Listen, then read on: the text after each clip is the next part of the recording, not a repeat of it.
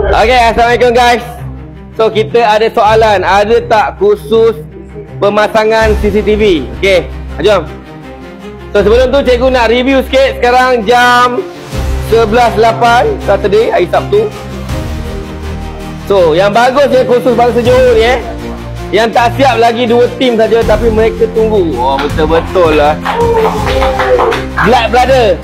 Tapi abang tak solo. Gerak lu Papa Roger. You touch me, you touch me. You touch me first. Okay, so jom-jom kita tengok dulu. Ni mana dah siap lah.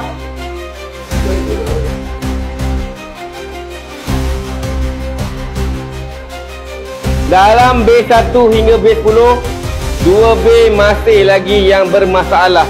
So mereka kena troubleshoot. Selagi tak sejuk aircon orang, selagi tu tak boleh balik. So mereka ni patut tak boleh balik, tapi disebabkan semangat bangsa Johor tu dia tunggu.